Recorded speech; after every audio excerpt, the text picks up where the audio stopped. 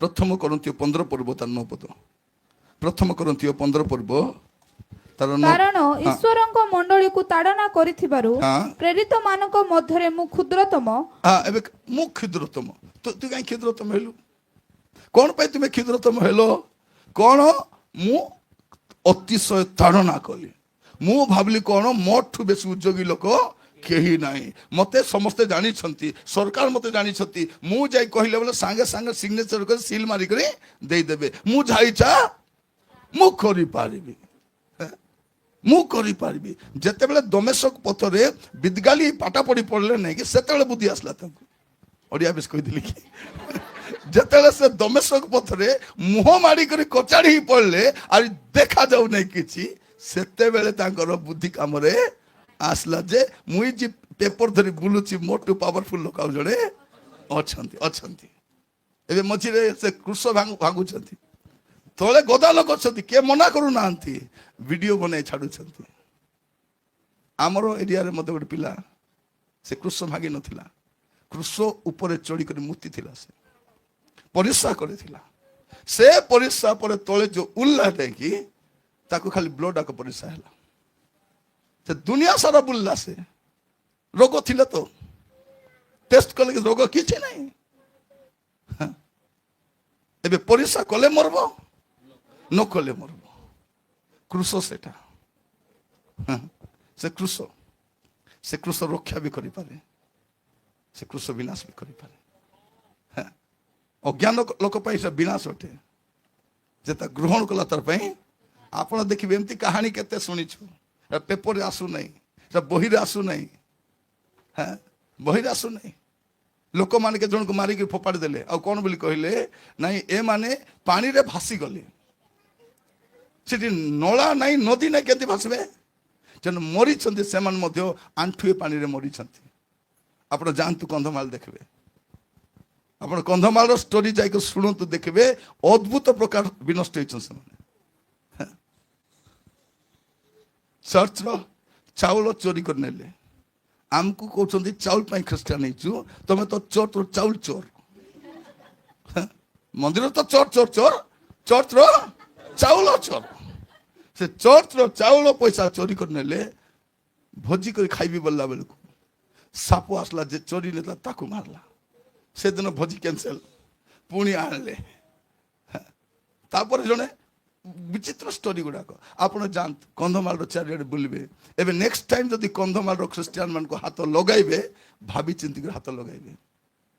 କାରଣ ଯାହାର ସପକ୍ଷରେ କିଏ ନାହିଁ, ତାର ସପକ୍ଷରେ ପ୍ରଭୁ ଅଛନ୍ତି। ଯାହାକୁ ଦୟା କରିବା ଲୋକ କିଏ ନାହିଁ, ତାକୁ ଦୟା କରିବା ଲୋକ ପ୍ରଭୁ ଅଛନ୍ତି।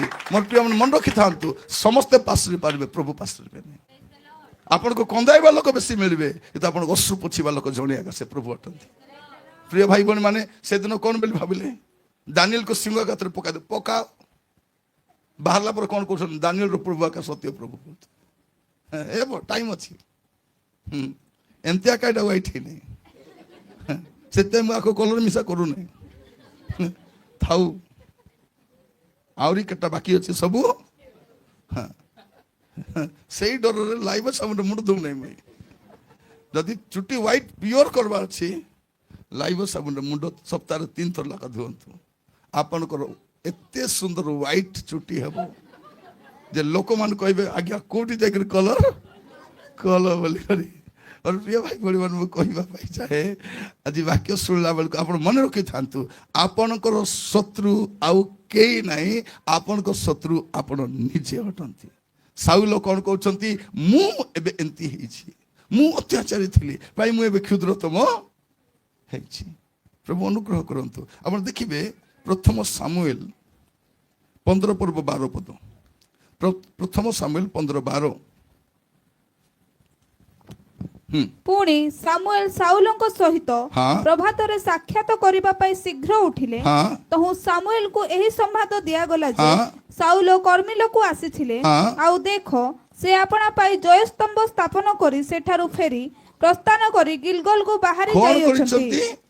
ସାଉଲ ଯାଇକରି କଣ କରିଛନ୍ତି? ଜୟସ୍ତମ୍ଭ ମାର୍ବଲ ଗୋଟେ ବସାଇ ଦେଇଛନ୍ତି। ସେ ହେଲେ ଭାବି ଦେଖନ୍ତୁ, ତୁମର କାମ ନାହିଁ ସେଇଟା। ଏବେ ଆମର ଦେଶରେ ବହୁତ ଉଦ୍ଘାଟନ କଲେ, ବ୍ରିଜ ଉଦ୍ଘାଟନ କଲେ ଟୁଡୁମ୍, ରାସ୍ତା କଲେ ଟୁଡୁମ୍, ଏୟାରପୋର୍ଟ କଲେ ଗଲା ସବୁ ଏୟାରପୋର୍ଟରେ ଗଳୁଛି। ମନ୍ଦିର ଉଦ୍ଘାଟନ କଲେ ସେ ମନ୍ଦିରରେ ମଧ୍ୟ ବୋଲେ ଭାବି ଦେଖନ୍ତୁ କେମିତି ଭ୍ରଷ୍ଟ ଲୋକମାନେ ମାନେ ଦେଶକୁ ତ ଛାଡ଼ିଲେ ନାହିଁ ତାଙ୍କର ମହାପ୍ରଭୁକୁ ମିଶା। ମୁଁ କହିବା ପାଇଁ ଚାହେଁ ମାନେ ଚୋର ହେବ ତ ଚୋର ଏମିତି ହେବ, ବୁଝିଲା କି ନାଇଁ? ଚୋରି କରବ ଛାତି ଟେକି କରି ବୋଲବ। ସବୁ ଚୋର କହୁଛନ୍ତି ସେ ଆରେ କାହିଁକି ମୁଁ ଚୋର ବୋଲି କହିବି? ତମେ ତ ସବୁ ମତେ ଚୋର ବୋଲି, ମୁଁ କାହିଁକି ଚୋର ବୋଲି କହିବି? ମାନେ ମୁଁ ଦିନେ ବସି ଭାବୁଥିଲି ଜୟ ଶ୍ରୀରାମ ବୋଲି କରି ସେ ମନ୍ଦିରକୁ ଲୁଟିଲେ, ଏବେ ଜୟ ଜଗନ୍ନାଥ ବୋଲୁଛନ୍ତି। ଏବେ କଣ କରିବେ? ଏବେ ଦେଖ ସେ ବସି ଭାବୁଥିଲେ ଏବେ କଣ କରିବେ? ଯଦି କେବେ ଜୟ ଯୀଶୁ ବୋଲି କହିଦେଲେ ବୋଲେ ଗଲା, ଆମର ଚର୍ଚ୍ଚ ଜମିବାଡି ସବୁ ଖତମ। ପ୍ରିୟ ଭାଇ ଭଉଣୀ ମାନେ ଏମାନେ କାହାର ନୁହନ୍ତି, କାହାର ନୁହନ୍ତି ଏମାନେ, ନା ହିନ୍ଦୁର ନା ଦେଶର ନା କାହାର ନୁହନ୍ତି ଏମାନେ ବ୍ୟବସାୟୀ ମାନେ। ପ୍ରିୟ ଭାଇ ଭଉଣୀ ଆମକୁ କଣ ବୋଲି କହିଲେ? ମୁଁ ବି ଗଛ ଲଗାଇଥିଲି 250ଟା ଗଛ ଲଗାଇଥିଲି ନେଇକରି। କଣ ବୋଲି କହିଲେ? ମା କେ ନାମ ଏକ ପେड़। କଣ ବୋଲି କହିଲେ? ମା କେ ନାମ ଏକ ପେड़, ଆଦାନୀ କେ ନାମ ଏକ ଜଙ୍ଗଲ। ପୁରା ଜଙ୍ଗଲ ଜଙ୍ଗଲ ଜଙ୍ଗଲ। ମାନେ ଭାବି ଦେଖନ୍ତୁ ଏମାନଙ୍କ ବିଷୟରେ ଭାବି ମିଶା ହବ ନାହିଁ, ଭାବି ହବ ନାହିଁ। ଛାଡ଼ ସେପଟେ ଗଲେ ବେଶୀ କଥା କହିଦେଇ ହବ, କହିବାର ଅଛି ବୋଲି କହୁଛି କାରଣ ଏଇଟା ଆମର ଦେଶ ଅଟେ। ଏ ଦେଶର ହିନ୍ଦୁ ବି ଆମର, ମୁସଲମାନ ବି ଆମର, ଖ୍ରୀଷ୍ଟିଆନ ବି ଆମର। ଆମର ଏଇଟା, ଆମେ ଏଠିକାର ଲୋକ ଅଟୁ। କୌଣସି ଗୋଟେ ସମ୍ପ୍ରଦାୟ କ୍ଷତିଗ୍ରସ୍ତ ହେଲେ ଆମକୁ ବି କଷ୍ଟ ଲାଗେ, କଷ୍ଟ ଲାଗେ। ସେଥିପାଇଁ କହିବା ପାଇଁ ପଡୁଛି। ମୋର ପ୍ରିୟ ଭାଇ ଭଉଣୀ ସାଉଲ କଣ କଲେ? ଜୟସ୍ତମ୍ଭ। ଏବେ ଦେଖନ୍ତୁ ଏଇ ଗତ କିଛି ବର୍ଷରେ ଖାଲି ପୋଷ୍ଟର ହୁଡିଂ, ଖାଲି ପ୍ରସ୍ତର ବସା ହେଇଛି, ଫଳକ ବସା ହେଇଛି। ଏବେ କାଲି ମୁଁ ଦେଖୁଥିଲି ଗୋଟେ କଣ ଭୂମି ପୂଜନ, ନାହିଁ ଭୂମି ପୂଜନ ବୋଲି ଗୋଟେ ଉଡୁକୁଡାରେ ଗୋଟେ ପଥର ଅଛି, ଉଡୁକୁଡା ମାନେ ଅଳିଆ ଗଦାରେ। ମୁଁ ଦେଖିଲି ଖୁବ ଭୂମି ପୂଜନ, ଏଟା ଅଳିଆ ଫିଙ୍ଗବା ଜାଗା ପୂଜନ କି? ଲୋକ କଣ କଲେ? ସେ ଭୂମି ପୂଜନ ଫଳକୁ ଆଣିକରି ସେ ଅଳିଆ ଗଦାରେ ଫିଙ୍ଗିଛନ୍ତି। ଏତିକି ସେମାନେ କଣ କରୁଛନ୍ତି? ଖାଲି ମାର୍ବଲ ବସାଇ ବସାଇ ବୁଲିଛନ୍ତି। ଏବେ ଏ ସାଉଲର ଭୂତ ଏମାନଙ୍କୁ ଧରିଛି, ସାଉଲର ଭୂତ। ପ୍ରିୟ ଭାଇ ଭଉଣୀ ମାନେ ଟିଚରର କାମ ଟିଚର କରିବା ଅଛି। ଯାହାକୁ ପାଠ ବୁଝୁନା ଟିଚର ହେଲେ କଣ ହବ? ସେ କଣ ବୋଲି କହିବ? ସେ କହିବ ନଭେମ୍ବର 26 ସ୍ୱାଧୀନତା ଦିବସ ବୋଲି କହିବ, ଆଉ କିଛି କହିପାର। ନଭେମ୍ବର 26 ସ୍ୱାଧୀନତା ଦିବସ ବୋଲି କହିବ।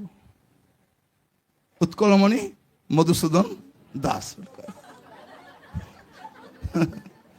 କହିବ। ସେ ଜ୍ଞାନୀ ଲୋକ କି ନାହିଁ, ଆମେ ଜାଣିନୁ ସେଟା। ସେ କଣ କହୁଛନ୍ତି? ଆମର ଯଶସ୍ୱୀ ପ୍ରଧାନମନ୍ତ୍ରୀ କହିଛନ୍ତି ଓଡ଼ିଶାକୁ ନମ୍ବର 1 ଜିଲ୍ଲା କରିବେ ବୋଲି। କଣ କରିବେ? ଏମିତି କରି ନିଜର ଚୁଟି ନିଜେ ଉପାଡ଼ିବାର ଛଡା କିଛି। ଏତେ ଜ୍ଞାନୀ ବିଜ୍ଞ ଲୋକମାନେ କୋଉଠି ଥିଲେ? ଆପଣ ଦେଖିବେ ଦେଶ ସାରା ଯେତିକି ମୁଖ୍ୟମନ୍ତ୍ରୀକୁ ବସାଉଛନ୍ତି ସବୁ ଅଜ୍ଞାନ, ଅପାଠୁଆ, ଚଣ୍ଡାଳ, ମୂର୍ଖ ମାନେ। ତାଠୁ ଆଉ କିଛି ଆମର ରେଖା ନାନୀ କମ କି? ରେଖା ନାନୀ କଣ ବୋଲି କହୁଥିଲା ମଝିରେ ପାଣି ନଳ ନ ଆସିଲାରୁ ନାଇଁ, ଜଳବାୟୁ ବେଶୀ ଗରମ ଥିବାରୁ ନଳରେ ପାଣି। ବିଚିତ୍ର ବିଚିତ୍ର ଲୋକ ଲୋକମାନେ। ପ୍ରିୟ ମାନେ ପଖାଳରେ କଣ ଖାଆନ୍ତି? ପିଆଜ, ମରିଚ, ଲଙ୍କା, କି ଆଚାର, କି ରାତିର ବଳିଲା ଭଜା, କି ଆଳୁ ଭଜା ଖାଆନ୍ତି। 2 କୋଟିରୁ 50 ଲକ୍ଷ ପାଖାପାଖି ଖାଆନ୍ତି। ଏଟା କେମିତି ପଖାଳ ଖାଇଛନ୍ତି ଭାବି ଦେଖନ୍ତୁ। ଏବେ ପିଲାମାନଙ୍କ ସ୍କୁଲ ବହି ତ ଏତେ ବଢିଆ ବାହାର କଲେ ଭାବି ଦେଖନ୍ତି। ଗାଇ ଦେଇ ହବ ଚର୍ଚ୍ଚ ବୋଲି କହିବା ପାଇଁ ଚାହେଁ। ଇଂଲିଶ ବହିରେ ଓଡ଼ିଆ, ଗଣିତ ବହିରେ ବିଚିତ୍ର ବହି। ଆଶ୍ଚର୍ଯ୍ୟ ଲାଗୁନାହିଁ କି? ଆରେ ଇକାର ଉକାର ତ ଛାଡ଼, ସେଟା ବେକାର। ସେଟା ସେମାନେ କଣ କହୁଛନ୍ତି? ଟିଚର ମାନଙ୍କୁ ତୁମେ ସଂଶୋଧନ କରି ପଢେଇବ। ଏବେ ପିଲାମାନେ ମଧ୍ୟ ଆନ୍ସର ଲେଖିବେ, ଉପରେ ଲେଖି ଦେଇଥିବେ ସଂଶୋଧନ କରି ମାରିଦିଅ। ଯାହା ତା ଲେଖିଦେବ ମାଷ୍ଟର ସଂଶୋଧନ କରି ମାର୍କଟା, କାରଣ ତମେ ଭୁଲ ବହି ଦେଇଛ, ଆନ୍ସର ସିଟ୍ ବି ଭୁଲ ହେଇପାରେ, ସଂଶୋଧନ କରି ଯିବା କଥା ନା ନାହିଁ। ଭାବି ଦେଖ, ଏବେ ଆମର ନାନୀ କଣ କହୁଛନ୍ତି, ଲକ୍ଷ୍ମୀ ପୁରାଣର ଭୁଲ ଅଛି ବୋଲି। କୋଉଠି ଭୁଲ ଅଛି? ଲକ୍ଷ୍ମୀ ପୁରାଣ। ମତେ ଡର ପଶୁଛି କେବେ କହିଦିଅନ୍ତୁ ନାହିଁ ବାଇବଲରେ ଭୁଲ ଅଛି ବୋଲି। ପ୍ରିୟ ଭାଇ ଭଉଣୀ ମାନେ, କାହିଁକି ପଇସା ସେଠୁ ମିଳିବ, ପଇସା ଯୁଆଡୁ ଯେତି ହବ। ତ ଏମିତିକା ଗୋଟେ ଅବସ୍ଥା ଯେ ଆମେ ଦେଶରେ ବାସ କରୁଛୁ। ସାଉଲକୁ ରାଜା କିଏ କଲେ? ସାଉଲ କଣ ଥିଲା? ତାର ବାପାର ଗଧ ଖୋଜିବାକୁ ଯାଇଥିଲା, ତାକୁ ଆଣିକରି ରାଜା କଲେ। ସେ ତ ଗଧ ଖୋଜିବାକୁ ଯାଇଥିଲା, ଆମେ ତ ଗଧକୁ ଆଣିକରି ରାଜା କରିଛୁ। ସାଉଲ କଣ ପାଇଁ ଯାଇଥିଲେ? ବାପାର ଗଧ ଖୋଜିବାକୁ ଯାଇଥିଲେ, ଅଭିଷେକ ହେଇକରି ସେ ରାଜା ହେଲେ। ଏବେ କାହାକୁ ଖୋଜିଛୁ? ଗଧ, ନିପଟ ଗଧ ମାନଙ୍କୁ। ଗଧ ଏକାର ଆକାର କିଛି ନାହିଁ, ଗୋ ଆରି ଧ। ଭାବି ଦେଖନ୍ତୁ ଆଗକୁ କଣ ହବ। ପିଲାମାନେ ପାଟି କରୁଛନ୍ତି ନିଟ୍ ପେପର ଲିକ୍ ହେଲା, ନିଟ୍। ଏମାନେ ନିଟ୍ ଥିଲେ ତ ହବ, ଏମାନେ ତ ନିଜେ ନିଟ୍, ଏମାନେ ନିଜେ ନିଟ୍ ନାହିଁ, କଣ ନିଟ୍ କରିବେ ଏମାନେ? হ্যাঁ, ସେମାନେ 20ଟା ଛୁଆ ଆତ୍ମହତ୍ୟା କଲେ, ଫରକ ପଡୁନାହିଁ। ପିଲାମାନଙ୍କ ଜୀବନ ନରକ ହୋଇଯାଇଛି। ପିଲାମାନେ କଲେଜରେ ଥିବା କଥା ବାଟରେ ପଡ଼ିଛନ୍ତି। ରାଜା ଯେତେବେଳେ ଏମିତି ହୁଏ, ଆମେ ଦେଖୁଛୁ ସାଉଲ ରାଜା ନିଜର କ୍ଷତି ଦେଖିବେ, ଆପଣଙ୍କର କ୍ଷତି କି କରିବା ଦରକାର ନାହିଁ। ଦେଖନ୍ତୁ ଯେତିକି ମନ୍ତ୍ରୀ ଆସିଛନ୍ତି, ସେ ମନ୍ତ୍ରୀ ମାନଙ୍କର କ୍ଷତି ସବୁ ନିଜେ ଆକା କରିଛନ୍ତି, ଆଉ ବାକି ଲୋକ ନାହିଁ। ଥରେ ଜଣେ ମନ୍ତ୍ରୀ ମତେ ଦେଖାଇଥିଲେ, ଆମର ଓଡ଼ିଶାର ଜଣେ MP ବହୁତ ବର୍ଷ ଥିଲେ, ସେ କଟକରେ ଦେଖା ପାଇଲେ। ମତେ କହିଲେ, ଏ ବାବୁ ଏଠି କୋଉଠି? ମୁଁ କହିଲି ଆଜ୍ଞା ଏଠି ମୁଁ ରହୁଛି। ଓହୋ ରହୁଛୁ କି? ହଁ, ଯଦି କିଛି ଅସୁବିଧା ହେବ ମତେ କହିବୁ, ମୁଁ ସାହାଯ୍ୟ କରିବି। ମୁଁ ତାଙ୍କୁ କହିଲି ଆଜ୍ଞା ଆପଣ ତ ନିଜେ ନିଜର ସାହାଯ୍ୟ କରିପାରୁନାହାନ୍ତି, ମୋର କ'ଣ ସାହାଯ୍ୟ କରିବେ? ଆପଣ ଅବସ୍ଥା ଏମିତି, ଆପଣ ନିଜେ ନିଜକୁ ସାହାଯ୍ୟ, ମତେ କ'ଣ ସାହାଯ୍ୟ କରିବେ? ଆମକୁ କାହାର ସାହାଯ୍ୟ ଲୋଡ଼ା ନାହିଁ। मेरी सहायता कहाँ से, ତାଙ୍କୁ ଜାନା ନାହିଁ, କହିବ ନାହିଁ। ଦେଖ ଆମର ସାହାଯ୍ୟ କୋଉଠୁ ଆସିବ ଆମକୁ? ମୁଁ ଆପଣଙ୍କୁ କହିବା, ଜମା ବ୍ୟସ୍ତ ହୁଅନ୍ତୁ ନାହିଁ, ଖାଲି ନିଜର ଶତ୍ରୁକୁ ଚିହ୍ନନ୍ତୁ। ଏ କ'ଣ କଲେ? ଜୟସ୍ତମ୍ଭ ସ୍ଥାପନ କଲେ। ତାପରେ ଆପଣ ପଢିବେ 23 ରୁ 26 ଟିକେ ପଢନ୍ତୁ। ଯେହେତୁ ବିଦ୍ରୋହ ମନ୍ତ୍ର ପାଠ ପାପ ତୁଲ୍ୟ। କ'ଣ ତୁମେ ବିଦ୍ରୋହ କରିଛ? ଏଟା ମନ୍ତ୍ର ପାଠ ପାପ ତୁଲ୍ୟ। ହଁ, ଅବାଧ୍ୟତା ଅବସ୍ତୁର ଓ ଠାକୁର ମାନର ପୂଜା ତୁଲ୍ୟ। ତୁମେ ସଦାପ୍ରଭୁଙ୍କ ବାକ୍ୟ ତୁଚ୍ଛ କରିଅଛ। କ'ଣ କରିଛ ତୁମେ? ସରକାରର ବାକ୍ୟ ନାହିଁ, ସଦାପ୍ରଭୁଙ୍କ ବାକ୍ୟ ତୁଚ୍ଛ କରିଅଛ। ଏଥିପାଇଁ ସେ ମଧ୍ୟ ତୁମକୁ ରାଜା ହୋଇଥିବା ପାଇଁ ତୁଚ୍ଛ କରିଅଛନ୍ତି। ହଁ, ତୁମେ ତୁଚ୍ଛ କଲ। ତୁମେ ଆରି କିଏ ନାହିଁ, ସାଉଲ ତୁମେ ନିଜେ। ସାଉଲ ରାଜାଙ୍କର କ୍ଷତି କିଏ କରିଛି? ସାଉଲ ରାଜା ନିଜେ କରିଛନ୍ତି, ନିଜେ। ପ୍ରିୟ ମାନେ, ଏ ମନ୍ତ୍ରୀ ମାନଙ୍କୁ ଆମେ ମୁଣ୍ଡରେ ବସାଇଥିଲୁ। ହଁ, अब की बार बोली ଆଣିଲୁ କି ନାହିଁ? ଆମେ ଆଣିଛୁ କି ନାହିଁ? ଆମେ ମୁଣ୍ଡରେ ବସାଇବା ଲୋକ। ଲାଷ୍ଟକୁ ଲୋକ କହିଲେ ଇଏ ହଉଛନ୍ତି ଭଗବାନ। ହେଲା, ମୋର ପ୍ରିୟ ଭାଇ ଭଉଣୀ ମାନେ, ମୁଁ ଆପଣମାନଙ୍କୁ କହିବା ପାଇଁ ଚାହେଁ, ସେ କ'ଣ କହୁଛନ୍ତି ପଢନ୍ତୁ ଆଗକୁ। ସେଥିରେ ସାଉଲ 24 ପଦ ପଢନ୍ତୁ। ଏଥିରେ ସାଉଲ ସାମୁଏଲଙ୍କୁ କହିଲେ, ମୁଁ ପାପ କରିଅଛି। ଏବେ ବୁଦ୍ଧି ଆସିଲା। ଏବେ କହୁଛନ୍ତି ମୁଁ ପାପ କରିଅଛି, ମୁଁ ସଦାପ୍ରଭୁ ଆଜ୍ଞା ଓ ତାଙ୍କ ବାକ୍ୟ ଲଙ୍ଘନ କରିଅଛି। ମୁଁ ଲୋକମାନଙ୍କୁ ଭୟ କରି ସେମାନଙ୍କ ରୋଗ ଶୁଣିଲି, ଏଣୁ ବିନୟ କରୁଅଛି, ଏବେ ମୋର ପାପ କ୍ଷମା କର। ମୁଁ ଯେପରି ସଦାପ୍ରଭୁଙ୍କ ନିକଟରେ ପ୍ରଣାମ କରିବି, ଏଥିପାଇଁ ମୋ ସଙ୍ଗରେ ଆସ। ତହିଁରେ ସାମୁଏଲ ସାଉଲ କହିଲେ, ମୁଁ ତୁମ ସଙ୍ଗେ ଯିବି ନାହିଁ, ହେଲେ ତୁମେ ସଦାପ୍ରଭୁଙ୍କ ବାକ୍ୟ ତୁଚ୍ଛ କରିଅଛ। ସଦାପ୍ରଭୁ ତୁମକୁ ଇସ୍ରାଏଲ ଉପରେ ରାଜା ହେଇଥିବା ହେତୁରୁ ତୁଚ୍ଛ କରିଅଛ। ସାଉଲ ରାଜା ନିଜେ ନିଜର କ୍ଷତି କରିଛନ୍ତି, ନିଜେ। ମନେ ରଖିଥାନ୍ତୁ, ଆପଣଙ୍କର କ୍ଷତି କିଏ କରିପାରିବ ନାହିଁ। ଆପଣଙ୍କର ଶତ୍ରୁ କିଏ? ହଁ, नीनू ମୁଁ नीचे मैं हूं। हाँ, मैं हूं कौन बोले कौन कहब? मैं हूं डन। मोर भाई के ମୁଁ ମୋର କ୍ଷତି କରିଛି, ମୋର କ୍ଷତି କିଏ କରି ପାରବ ନାହିଁ। ଆପଣଙ୍କର ବିନା ଅନୁମତିରେ ଘରେ ତାଲା ପକାନ୍ତୁ ତ କିଏ ଆସିବ ଭିତରେ? ହଁ, ମୁଁ ଖୋଲି ଦେଇଛି କବାଟ, ଝରକା, କାନ୍ଥ ସବୁ। କ'ଣ ଆପଣଙ୍କ ଘର ଯଦି ଚାରିଆଡେ ଖୋଲା ଥିବ, ସବୁ ଆସିବ ସାପ ବିଛା ବେଙ୍ଗ କଙ୍କଡ଼ା ବିଛା ସବୁ କୁକୁର ମଧ୍ୟ ଆସି ଘରେ ଶୋଇଥିବାର ବେଳ ଜଣକ ଘରେ ଯାଇକରି ଗୋଟେ କୁକୁର ଶୋଇ ଦେଇଛି ଖଟରେ ଖଟରେ ବୁଲା କୁକୁର ନାଇଁ ଖରଡା କୁକୁର ତାର ଦେହ ଯାକ କାଚୁ କୁଣ୍ଡିଆ ସେ ଯାଇକରି ଖଟରେ କାହିଁକି ଖୋଲିଛ କବାଟ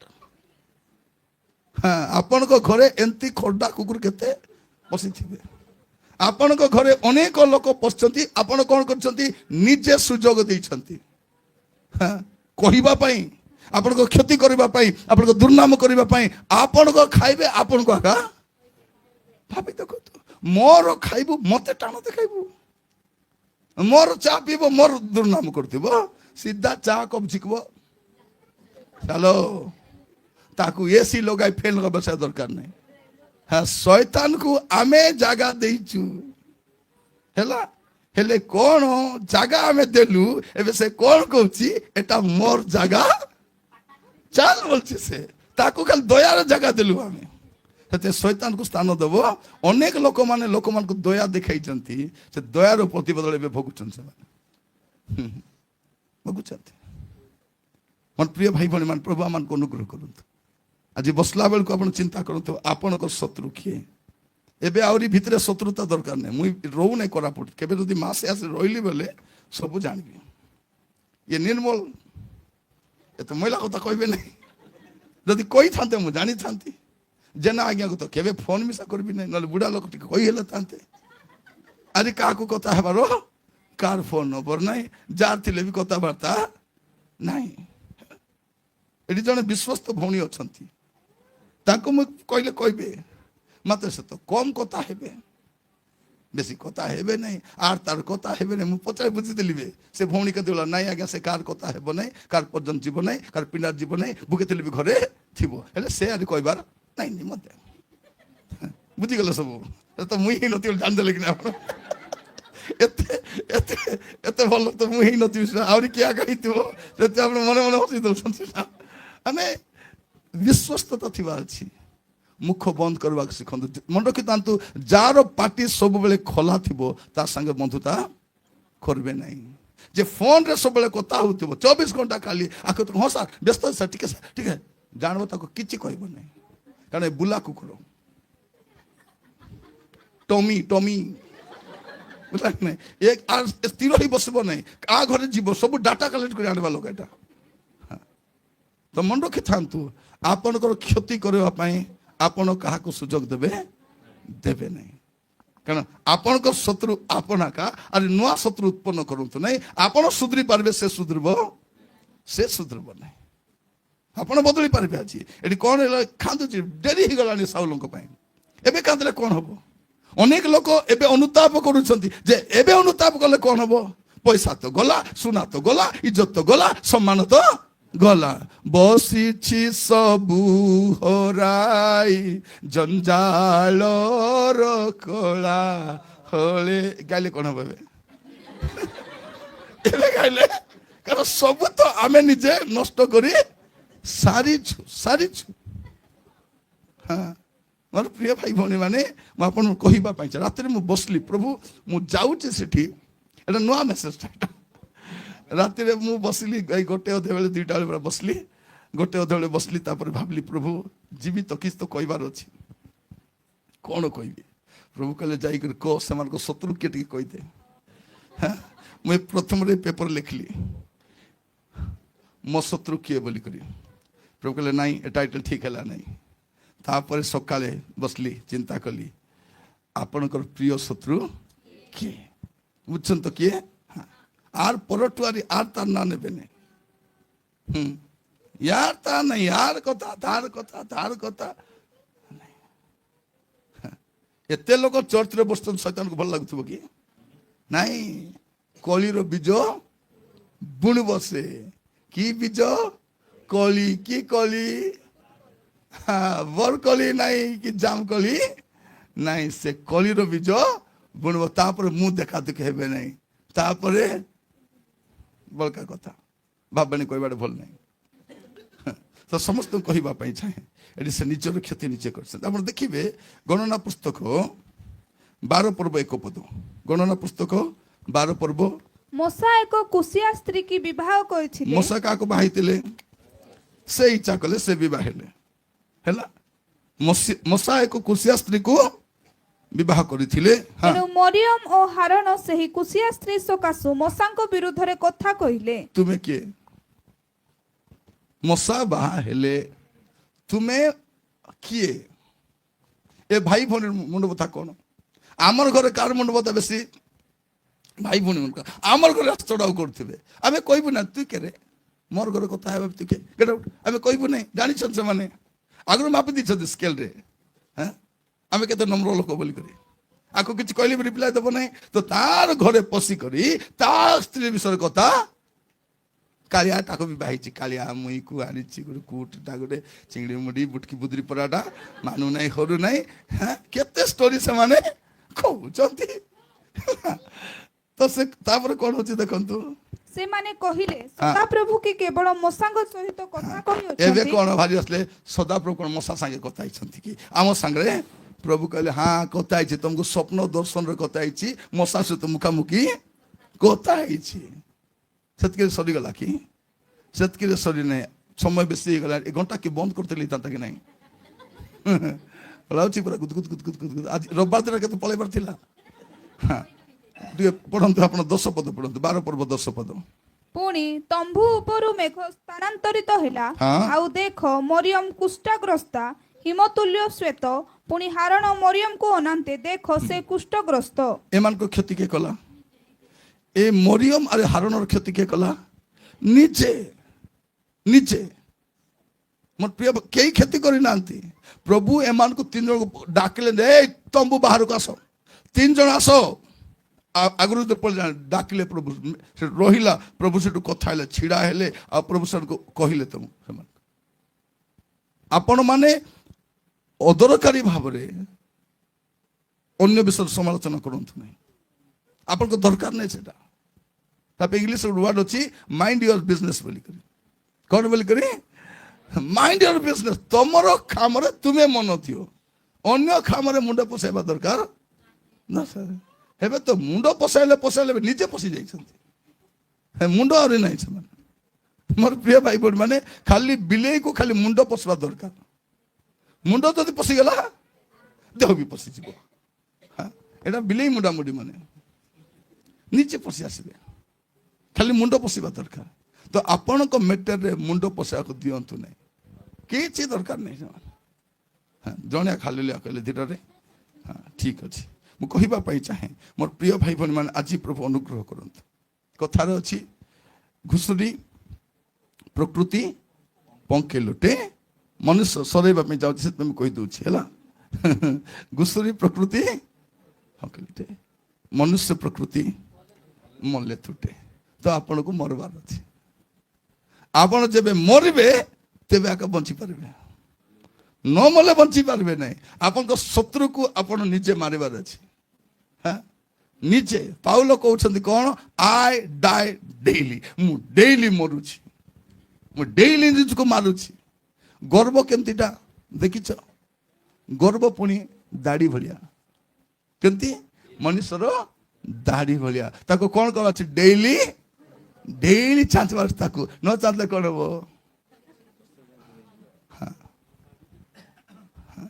ହେବ ଡେଇଲି। ପ୍ରତ୍ୟେକଙ୍କୁ ପ୍ରଭୁ ଅନୁଗ୍ରହ କରନ୍ତୁ। ଆଜି ବାକ୍ୟ ଶୁଣିବା ସମୟରେ ମୋର ପ୍ରିୟ ଭାଇ ଭଉଣୀ ମାନେ, ଆପଣଙ୍କୁ ନିଜର ଚିକିତ୍ସା ନିଜେ କରିବାର ଅଛି, ଆଉ କିଛି ନାହିଁ। ନିଜର। ଆଜି ମୁଁ ସମସ୍ତଙ୍କୁ କହିବା ପାଇଁ ଚାହେଁ, ଆପଣଙ୍କର ଶତ୍ରୁ ଆପଣ ନିଜର କୋଉ କୋଉ ବିଷୟରେ କ୍ଷତି କରୁଛନ୍ତି। ଆପଣଙ୍କ ପ୍ରାର୍ଥନା ଜୀବନ ନଷ୍ଟ କିଏ କରିଛି? ଆପଣ। ବାଇବଲ ପଢିବାଟା ଆପଣ। ଏ ଟିଭି ଦେଖିବା ଭୂତ କିଏ ଧରାଇଛି? ନିଜେ। ମେରେ ଅନ୍ଦର ଭୂତ ହେ, ସେ ଭୂତ ମତେ ଧରିଛି। ରାତି 2ଟାରେ ଟିଭି ପକାଇ ଦେଖୁଥିବ। ଯଦି ପ୍ରଭୁଙ୍କର ଆଗମନ ହେଲେ କେମିତି କରିବ? ପ୍ରଭୁଙ୍କର ଆଗମନ ଛାଡ଼ନ୍ତୁ, ଆପଣଙ୍କର ଗମନ ହେଲେ କେମିତି ହେବ? ଟିଭି ଦେଖିଲା ବେଳେ ମଲେ କଣ ହବ? ସେ ଆଖି 2ଟା ବାଟାରି କରି ମରିଛନ୍ତି। ଆଖି ଦେଖି ଦେଖି ମରିବେ। ଆଗକୁ ଦେଖନ୍ତୁ ଲୋକମାନେ ରାତିରେ ଆଖି ମେଲା କରି ମରିଥିବେ। କେମିତି ଲ ତ ଶାଶୁଟା ଏମିତି ମଲା, ଆଖି ଦେଖି ଦେଖିକି ନାଇଁ ଲ, ସେ ଟିଭି ଦେଖିଲା ତା ପ୍ରାଣଟା ଆଖି ଆଡରୁ ଯାଇଛି। ଏବେ କେତେ ପୁଅ ଝିଅମାନେ ଏମିତି କରି ମରିଥିବେ। ଦେଖନ୍ତି କଣ ହେଲା? ନାଇଁ ମୋବାଇଲରେ କଥା ହେଲା ବେଳକୁ ସେ ମରିଛି। ହେବ ଲୋକମାନେ ମନେ ରଖିଥାନ୍ତୁ, ପୁଡ଼ିଆ ପକାଇଥିବେ ଧୋଇବା ପାଇଁ ବି ସୁଯୋଗ ମିଳିବ, ପୁଡ଼ିଆ ପାଟିରେ ପଶାଇକି ତାକୁ ମରିବେ। ମଦ ପିଇଥିବେ, ସେ ନିଶା ଛାଡ଼ିବା ପୂର୍ବରୁ ମରିଥିବେ ସେମାନେ। କାରଣ ଏବେ କ'ଣ କରୋନା ଟୀକା ନେଇଛୁ, ଅଧା ତ ଫାପଡ଼ି ହେଇଗଲେ, ଆମେ ଆଲଜିଛୁ। ଆଗକୁ ଦେଖିବେ କିଏ କୋଉଠି ମରିବ କିଛି ଆପଣ ବୁଝିପାରିବେ ନାହିଁ ସାର୍। ଏଟା ଆମର ଲାଙ୍ଗୁଏଜ। ଆପଣ ଖାଲି ହସୁଥାନ୍ତୁ, ଜେନା ଅଙ୍କଲ ଯଦି ହସୁଛନ୍ତି ନାଇକି। ଆଜ୍ଞା ଆଜ୍ଞା, ଠିକ ଠିକ, ଭେରି ଗୁଡ୍। ମୁଁ ଖାଲି କହୁଛି ଆପଣମାନଙ୍କ ସମସ୍ତଙ୍କୁ, ବେଳେ ବେଳେ ଅଛି କି ନାହିଁ ଭିତରେ କହିଦେଉଛି ସେଟା। ମାନେ ଅନ୍ୟମାନେ ବେଳେ ବେଳେ କୁହନ୍ତି ଆଜ୍ଞା ମଝି ମଝିରେ ଆପଣ ଯୋଉ କୁହନ୍ତି ସାର୍ ସେଗୁଡାକ ଜମା ବୁଝି ହୁଏନି। ମୁଁ କହିଲି ତମକୁ ବୁଝିବା ପାଇଁ କହୁନି, ଲୋକାଲ ଲୋକକୁ।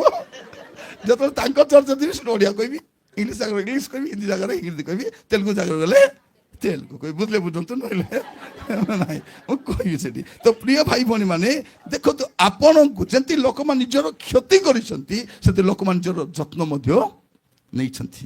ଗୀତର କ'ଣ କହୁଛନ୍ତି 119:11ରେ, ମୁଁ ତୁମର ବାକ୍ୟକୁ ମୋ ହୃଦୟରେ ସଞ୍ଚୟ କରିଛି, କିଏ ଆଣି ପଶାଇ ନାହାନ୍ତି। ତୁମ ବିରୁଦ୍ଧରେ ଯେପରି ପାପ ନ କରେ ସେଥିପାଇଁ ମୁଁ ବାକ୍ୟ ସଞ୍ଚୟ କରିଛି। ଆଇବ 23:12 ଦେଖିବେ, ମୁଁ ଆପଣ ଆହାର ଅପେକ୍ଷା ତୁମର ବାକ୍ୟକୁ ଅଧିକ ମୁଁ ସଞ୍ଚୟ କରିଛି। ଆଇବ କ'ଣ କହୁଛନ୍ତି 31:1ରେ, ମୁଁ ମୋର ଚକ୍ଷୁ ସାଙ୍ଗରେ ନିୟମ କଲି। ମୁଁ ତ ଆଜି ଆପଣଙ୍କୁ ନିଜେ ନିଜକୁ ହତ୍ୟା କରିବାର ଅଛି। ନିଜକୁ ନିଜେ ହତ୍ୟା କ'ଣ? ସଜୀବ ପବିତ୍ର ସୁଗ୍ରାହ୍ୟ ବଳି ରୂପେ ନିଜକୁ ବଳି ମାନେ କ'ଣ? ରଖିବାର ଅଛି, ପବିତ୍ର ବଳି ଭାବରେ ରଖିବାର ଅଛି। ତେବେ ଆପଣ ଗାଇପାରିବେ, ତେବେ ଆପଣ ଗାଇପାରିବେ ଗୀତ। मैंने खुद को चढ़ाया है पावन बलिदान बनाकर, अब तू ही मुझको चलाना, अभिषेक देते रहना। मैंने खुद को चढ़ाया है, ମୁଁ ନିଜକୁ ପ୍ରଭୁ ଉତ୍ସର୍ଗ କରିଛି। ଆଜି ମୁଁ କହିବା ପାଇଁ ଚାହେଁ ସମସ୍ତଙ୍କୁ, ରେଗୁଲାର ଆସୁନାହିଁ ପାଇଁ ଟିକେ ସମୟ ନେଉଛି। ଆପଣମାନେ ଖାଲି କହିବା ପାଇଁ ଚାହେଁ, ନିଜର ଶତ୍ରୁ ଆପଣଙ୍କର କ୍ଷତି ଆପଣ କୋଉ କୋଉ ଏଙ୍ଗେଲରେ, ଛୁଆମାନେ ଆପଣଙ୍କ ପାଠ ପଢ଼ାର କ୍ଷତି କିଏ କରିଛି? ନିଜେ। ବାପା ମା ବହି କିଣିଦେଲେ, ଟ୍ୟୁସନ କରିଦେଲେ, ଫିସ୍ ଦେଉଛନ୍ତି, ଲୁଗା ଦେଉଛନ୍ତି, ମା ଇଟା ଦରକାର, ମା ସିଟା ଦରକାର, ମା ସିଟା ଦରକାର, ମା ଇଟା ଦରକାର, ମା ବାଲି ଦରକାର, ମା ପଥର ଦରକାର, ମା ଗଡ଼ି ଦରକାର, ସବୁ ଦେଇଛନ୍ତି କି ନାହିଁ? ସବୁ ସବୁ ଖତମ, ପାଠ ନାହିଁ। ପ୍ରଭୁ ହାତ ଧରି ଲେଖିଦିଅ ରାଜା। ହାତ ନେଇ କ'ଣ କରୁଥିଲ ବର୍ଷ ସାରା? ଆପଣଙ୍କର କ୍ଷତି ଆପଣ କରିଛନ୍ତି, ଆହୁରି କାହା କହିପାରିବେ ନାହିଁ। ମୋର ଆଖି ଦିଶେ ନାହିଁ, ଟିଭି ଦେଖିବା ବନ୍ଦ କର। ମୋର ଖାଇବାଟା ହଜମ ହଉନାହିଁ ଆଜ୍ଞା, କମ କର। ଗ୍ରାଇଣ୍ଡରରେ କେତେ ପକାଇବେ? ଯେତିକି ଗ୍ରାଇଣ୍ଡିଂ ହେଇପାରିବ। ବେଳେ ବେଳେ ମୋ ସ୍ତ୍ରୀ ମତେ କୁହନ୍ତି ନା ଟିକେ ଗ୍ରାଇଣ୍ଡିଂ କରିଦିଅ, ସେ କରିଦିଅନ୍ତି, ସବୁ ଗ୍ରାଇଣ୍ଡିଂ କର। ମୁଁ ରାଗିକି ସବୁ ପକାଇ ଦିଏ ଏକାଥରେ, ତାପରେ ବାଧ୍ୟ ହେଇ ପୁଣି ଥରେ ଅଧା ଅଧା କରିବି, ତାପରେ ଯେତିକି